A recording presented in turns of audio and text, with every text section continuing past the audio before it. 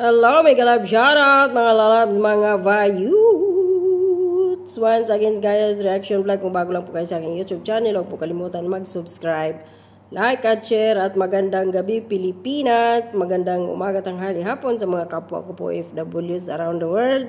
May galab shoutout po sa inyo, mga lalabs, mga vayuts. At Happy Heart Day or Valentine's Day po sa lahat ng mga magjowa, mag-asawa na nag-celebrate po ng Valentine's Day ngayon, no? At sa mga walang jowa na kagaya ko, matulog na lang po tayo or shut up na lang po tayo.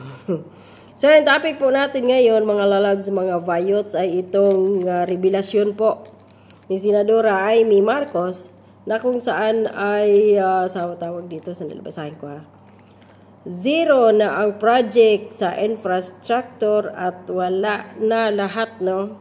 Matatandaan ninyo na sinabi din yun ni Congressman or dating ano ba tawag ito? Former Speaker na si Congressman Pantaleon Alvarez na maraming mga malalaking infrastructure ang kinansel ni Pangulong Bongbong Marcos since naupo po siya pagka-presidente. So, wala pong yung sinasabi niya dati during kampanya, kaya daw suportahan siya sa pamamagitan ni VP Sara for continuity. So, wala pong continuity, mga lalabs, mga vayots, no? Dahil kinan sila at mismo ito, kapatid niya ngayon nag-reveal dito na zero infra projects ang ka-administrasyon ni Bongbong Adik Bangag Jr. So, wag mo natin patagalin, no? Ito, interview. Pamimigay ng bigas under 4Ps. Pero would you siguro suggest to your brother na medyo masyado maliwanag. Rice Assistance Program under the 4Ps. Meron talagang 600 pesos dyan dati. Matagal na namin sinasabi ni Senator Cynthia Villar na i-convert na yan sa mismong bigas para mabili yung bigas ng ating magsasaka, para mabuhay yung lokal. Hindi naman na isatupad. They actually have a rice assistance program. But if you recall, Sandra, hindi ba itong 4Ps na ito, nagsimula to dahil naging fertilizer scam, naging bigas importation scam. Siyang katutak na yung scam natin. Kaya, naisip nga at sinabi na... Siyang katutak yung scam. Pero hanggang ngayon, mag-isang taon na naman ulit at magsusuna na naman si Pangulong Bongbong Marcos. Last year, matatandaan ninyo yung sunan niya. Anong sabi niya doon? Kayo na mga smugglers, mga hoarders, mga profiteers, your days are numbered. Pero hanggang ngayon, na-booking na lang si Pangulong Bongbong Marcos na siya ay bangag mula noon hanggang ngayon. Yung mga smugglers na to, mga hoarders, ay wala pa rin na parusahan ni isa. Mga consultant mula World Bank, ADB, sa iba't ibang lugar, na sa South America, Mexico, and these other places, cash na yung binibigay. Para wala lang middleman na kumikita sa bigas, sa fertilizer, sa gasolina, at sa kung ano-ano. So, I think that was the purpose. So the question is policy now reversing itself? Babalik na naman tayo to give goods. And are we certain that we have enough controls and safeguards in place so that the scams of the middleman, the procurer, the supplier, the contractor, and even their co-conspirators within government will not once again exploit this program? But may concern po ba kayo na baka akap yung fund na matap for that? I'm totally confused. Like I told you, I know nothing about the ACAP. Now they're telling us that our signatures were attached. I have no clue what these things are about. So, ang hinihingi ko... So, walang alam ito. Si Senadora Amy, di ba dumaan sa bicameral ang yung ganitong mga budget? Pag budget deliberation kasi una dyan sa Congress, pagdidibatihan yan nila. Tapos, halimbawa, AKAP, kung sino yung chairman dyan, ididepend niya doon sa Congress ang budget ng AKAP, halimbawa, DSWD, ganyan. So, ididefend niya doon ang kanyang panukala dito sa AKAP. Pagdating din doon sa Senado, mag-bicameral na naman itong Senate at ang Congress. Ganon din yon. Pupunta din doon sa, bago mag-bicameral, ano na naman niya, didipinsahan na naman niya yung kanyang budget doon sa Senado. Kagaya ba ni BP Sara? Pumunta ng Congress, pinaglaban niya doon ang kanyang gustong budget. Pagdating din doon sa sa Senado, ganun din. So bakit nalusutan ang Senado ng Kongreso pagdating dito sa 60 billion pesos na budget na to, na merong 26 billion nilagay dito sa AKAP? Clarity. Baka naman maayos. I mean to say, baka naman may tamang dahilan. Maybe there's an emergency of some sort. My question is, may QRF naman for emergencies. Yung quick response fund ng DSWD, DA, DPWH, ba't hindi yun ang ginamit? Yung DA nandun, kung bigat. Bakit biglang LGU?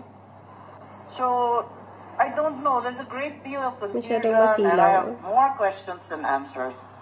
At kahit may solution, wala pa rin akong solution dito. Last clarification, yung under AKAP, so a portion is... It's very difficult for me to clarify kasi hindi klaro sa utak ko eh. Sorry Yes, Sandra, talagang labo-labo ako dyan.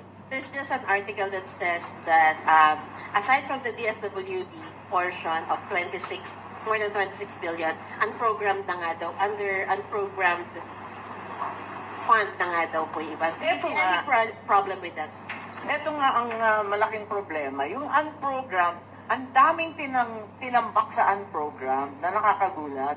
Kasi yung unprogrammed, ibig sabihin, talagang savings. Magkakaroon ng savings ang gobyerno. Hindi naman tayo sigurado magkakaroon ng savings. Saka, usually, sa mga susunod na buwan yan, second or third quarter. Take note mga kabana, yung unprogrammed budget ngayong 2024 ng gobyerno is 731 billion pesos. So dito po tayo ngayon sa mga infrastructure ha. Nalilito ako talaga. Saka sabihin ko na yung dalamhati naming lahat. Eto no, ang expectation ng tao, Marcos administration, matindi ang infrastructure. Alam ba ninyo, dyan sa unprogrammed DPWH, nagkagulo-gulo? Bakit? Zero. Yon. Zero ang foreign assisted projects. Ibig sabihin, lahat ng flagship project, zero rin. Ano may papakita? Ako nahihiya kasi ang expectation ng tao, labis-labis ang kalsada, ang puerto, airport. Kinakabahan ako. Sira pati ang pangalan ng Pilipino niya. Baka nasa Baharica Fund expectation nila, assumption. Ay nako, hindi ko alam. Infra, ano din ba yun? Wala namang sinasabi na infra projects. Yung nakalista, nandiyan pa rin, nakatenga pa rin sa DPWH. Ang DPWH, halos magkano na lang ang maintenance fund. Yang EDSA, lalala pa yung sitwasyon niyan.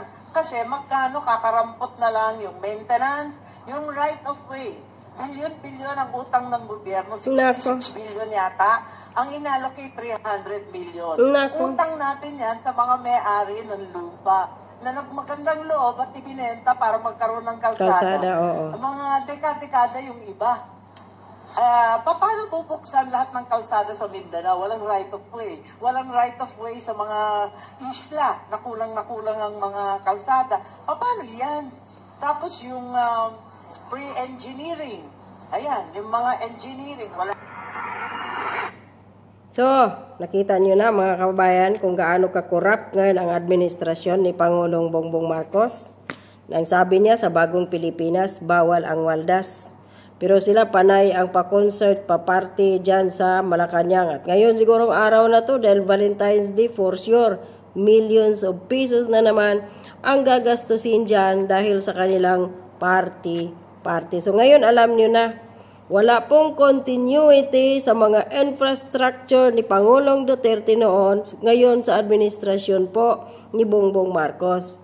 Mismong nanggaling na sa bunganga ni Super Ate ay Senadora Amy Marcos na talagang zero, talagang itiningga ng administrasyon ni Bongbong Marcos ang lahat ng mga malalaking infrastructure. Tapos 6.7 trillion pesos ang budget ngayong taon na to, 2024. Ang tanong, saan napunta ang naglalakihang pira ng taong bayan? Napunta ba ito sa kani-kanilang mga bulsa? Hindi natin alam. Kayo na po ang bahala mag-isip. So hanggang dito na lang. Maraming salamat. Stay safe po. God bless and bye-bye.